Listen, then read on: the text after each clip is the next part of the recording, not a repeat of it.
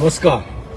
आजकल जम्मू कश्मीर का तापमान गिर रहा है, ठंड बहुत बढ़ रही है, लेकिन राजनीतिक गर्मी बहुत ज्यादा हो गई है। कल से जम्मू कश्मीर की राजनीति में उबाल आ गया है। लोगों ने जिन्हें वोट देकर जिताया, गद्दी पे बैठाया, उनके भी ऐसे स्टेटमेंट आ रहे हैं जिससे गरमाइश बढ़ गई है, और जिनको गद्दी से बाहर निकाल दिया, सत्ता से बाहर फेंक दिया, उनकी भी स्टेटमेंट ऐसी आ रही है कि गरमाइश जो है जम्मू कश्मीर में बढ़ गई है। जम्मू कश्मीर की बात छोड़ो, पूरे भारत के अंदर सियासत गर्म हो गई। कल मुफ्ती की, महबूबा मुफ्ती की बेटी इल्तिजा मुफ्ती ने जिस तरह से स्टेटमेंट दी हिंदुत्व के बारे में, हिंदू धर्म के बारे में, श्री राम के बारे में, उसको लेकर सियासत गर्म होगी।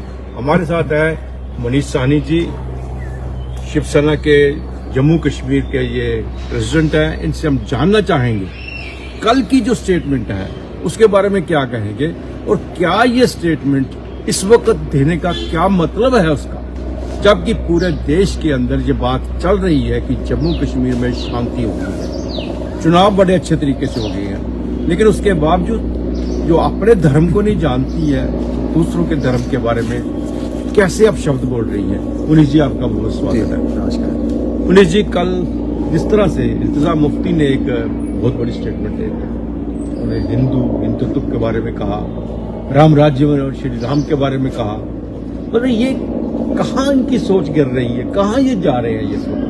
देखिए, अपने धर्म से तो मुझे लगता है ये लोग भटक गए हैं। अपने इस्लाम की बात तो करें, जो कश्मीर के अंदर पिछले 3.5 दशकों से जो आतंकवाद फैला हुआ है उस पर भी बात करें। क्या इस्लाम सिखाता है बंदूक पकड़ना? इस्लाम सिखाता है इस तरह के निर्दोष और निहत्थे लोगों की हत्या करना? कि क्या इस्लाम सिखाता है हिंदुओं के ऊपर अत्याचार करना, जो बांग्लादेश के अंदर हो रहा है, वो भी एक इस्लामिक देश है। तो इस तरह से दूसरे धर्म पर उंगली उठाने से पहले वो जो 4 उंगलियां आपकी तरफ बढ़ रही हैं उसके ऊपर जवाब दीजिए। देखिए, हिंदू धर्म के बारे में इनको कोई जानकारी नहीं है।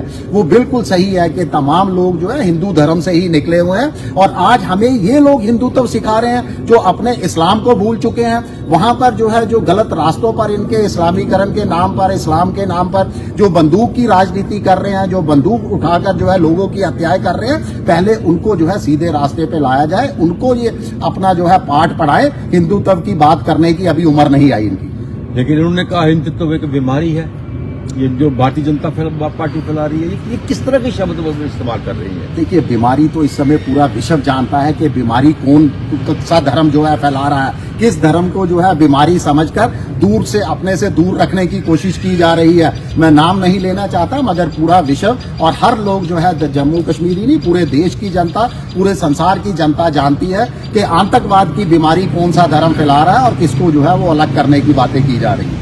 लेकिन दूसरी तरफ चीफ मिनिस्टर जो है उमर अब्दुल्ला, उन्होंने भी कल एक स्टेटमेंट दी। रोहिंग्या को लेके यहाँ बहुत से सालों में इस बात को चल रहा है कि बिना इजाजत के वो यहाँ पे बैठे हुए हैं, इलीगल बैठे हुए हैं, और पूरी फैसिलिटीज ले रहे हैं। यहाँ तक कि लोगों ने अपने I cards, voter cards, ration cards सब कुछ बनवा दिया है, और आहिस्ता आहिस्ता जम्मू के अंदर वो अपना कब्जा कर रहे हैं। अगर आप किसी भी काम के लिए आप देखेंगे तो आपको वहाँ एक दो रोहिंग्या बांग्लादेशी काम करते हुए मिल जाएंगे। बाहर निकालने की बात होती है, बहुत बार हुई, सरकारें आई चली गई, लेकिन किसी ने उनको बाहर निकालने की बात नहीं की। सिर्फ 2, 4, 5 को पकड़ा, हीरानगर जाके जेल में रखा, उनको वहां पे थोड़ी देर पे प्रोटेस्ट वहां भी करते रहे। अब जबकि देश की सिक्योरिटी के ऊपर, जम्मू कश्मीर की सिक्योरिटी को लेकर बहुत बार चर्चा हुई है कि इनमें इन रोहिंग्या का हाथ है। चाहे वो कहीं भी आतंकवादी हमला हुआ है, जहाँ पे चोरियां होती हैं, पकड़े कौन जाते हैं? यही लोग। कहीं पे कोई वारदात होती है, पकड़े कौन जाते हैं? यही लोग। अब इनको जम्मू कश्मीर से बाहर निकालने की जब बात की जाती है, तो कल चीफ मिनिस्टर उमर अब्दुल्ला ने कहा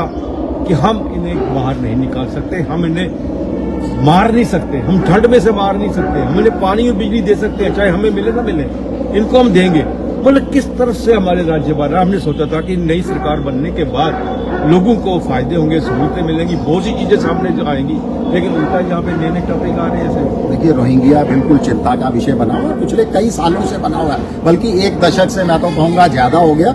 रोहिंग्याओं के ऊपर जो है अपनी राजनीतिक रोटियां सेकने का अभी तक काम किया जाता है, मगर इनको बाहर का रास्ता नहीं दिखाया जा रहा। देखिए, जम्मू कश्मीर एक अति संवेदनशील इलाका है, यहाँ की सुरक्षा को लेकर जो है विशेष हमें सतर्कता बरतनी है। और मुझे ये समझ नहीं आता कि रोहिंग्या, देखिए म्यांमार यहाँ से हजारों किलोमीटर की दूरी पर है, कितने राज्य देश के वो पार करते हुए हजारों किलोमीटर का सफर कर कर जम्मू कश्मीर में किस लक्ष्य को हासिल करने के लिए आए हैं? क्या यहाँ रोजगार के ज्यादा साधन उपलब्ध है? नहीं है। क्या यहाँ पर जो है बाकी चीजें बहुत ज्यादा विकास है? नहीं है। फिर उनका कोई ना कोई लक्ष्य है। बिल्कुल ठीक कहा आपने। देखिए, जम्मू कश्मीर में कि पिछले कुछ सालों से खास करके जबकि रोहिंग्या की यहाँ पर अवैध जो है यहाँ पर घुसपैठ हो चुकी है, उसके बाद जम्मू कश्मीर का अपराध बढ़ा है। हमने कभी यहाँ पर जो है महिलाओं की तस्करी नहीं सुनी। बिल्कुल जम्मू कश्मीर जैसे शांति प्रिय इलाके के अंदर आतंकवाद जरूर होता था, मगर महिलाओं का यहाँ बहुत सम्मान किया जाता था। इनके आने के बाद तो हमने मानव तस्करी, महिलाएं तस्करी जैसे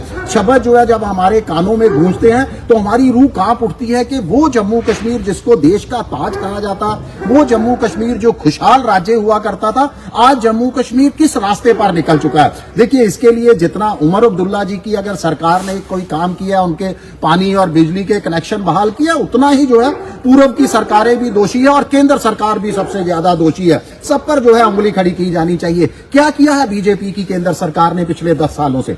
2 टेन्योर उनके वहां पर हो चुके हैं, मगर आज तक रोहिंग्या के ऊपर बात नहीं की गई। कोई हमारे देश में दुर्भाग्यपूर्ण है कि कोई कानून ही नहीं है इन तरह की अवैध घुसपैठ वाले लोगों को जो है वो बाहर निकालने का। इनको जम्मू कश्मीर पुलिस पकड़ती है, सेना पकड़ती है।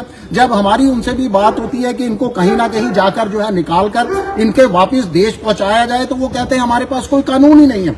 वो जम्मू कश्मीर की सीमा से उनको बाहर धकेलते हैं, वो 2 दिन बाद फिर दोबारा पंजाब की सीमा से वापस जो है जम्मू कश्मीर में प्रवेश कर लेते हैं। तो सही है कि इनके पास कानून नहीं है उन्हें बाहर भेजने का, लेकिन ये भी कहाँ का कानून है कि वो आकर जम्मू कश्मीर बच जाए। अगर रोहिंग्या की हमदर्दी थी तो कम से कम उनके पास एक सर्टिफिकेट होता है, उन्हें बना के दिया जाता है, उन्हें एक इलाके में रखा जाता है ताकि इनको इनकी मदद की जाए, बाहर से रिफ्यूजी आए इनकी मदद की जाए। लेकिन यहाँ तो ऐसा नहीं था। यहाँ एक आया, दूसरा आया, बाहर से आए, उनकी शादी यहाँ से करवा दी, कश्मीर से आया उसकी शादी यहाँ से करवा दी। ये मतलब एक सिलसिला बना हुआ है किसी न किसी तरह से यहाँ से इनकी आबादी को बढ़ाते जाए।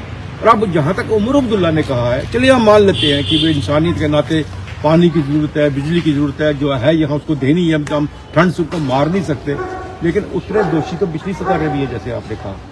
भारतीय जनता पार्टी ने या एलजी हुकूमत ने कभी कोशिश ही नहीं की कि इनको बाहर निकालने की। यहाँ तक कि यहाँ तो एक सेफ कॉन्स्टिट्यूंसी मानी जाती है इनके कारण के किसी पॉलिटिकल पार्टी की। वो समझते हैं कि ये यहाँ पे हमारे आदमी बसाए, हमने इनको बसाया हुआ है, ये हमारी सेफ कॉन्स्टिट्यूंसी है। वो इसको लेके जब वोटों की राजनीति को लेकर आप चलोगे तो किस तरह से ये आप सुरक्षा का मतलब समझ पाओगे? देखिए, उमर अब्दुल्ला भी तो वोट की राजनीति कर रहे हैं। इससे पहले के तमाम नेताओं ने अपना राजनीतिक स्वार्थ साधा और जम्मू कश्मीर की सुरक्षा को जो है वो ताक पर रख दिया, जम्मू कश्मीर में अपराध को ताक पर रख दिया। आज अपराधी घटनाएं बढ़ रही हैं, आप इनके साथ करना क्या चाहते हो? मैं तो बिल्कुल जगह शिवसेना का क्लियर मत है कि इनको जो है देश निकाला दिया जाना चाहिए, इनको गिरफ्तार कर सलाखों के पीछे डाला जाना चाहिए।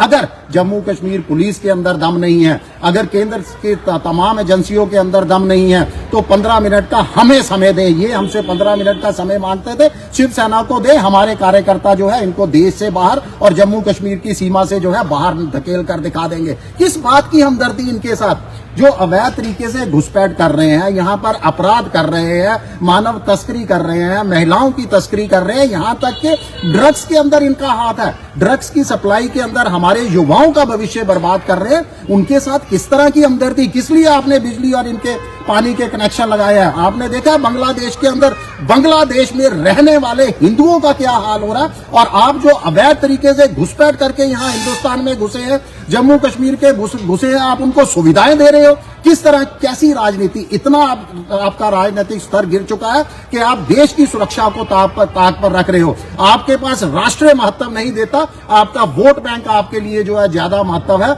इन चीजों को आपने दरकिनार करते हुए आप उनकी जो है मदद कर रहे हो। ये बहुत ज्यादा शर्मनाक है।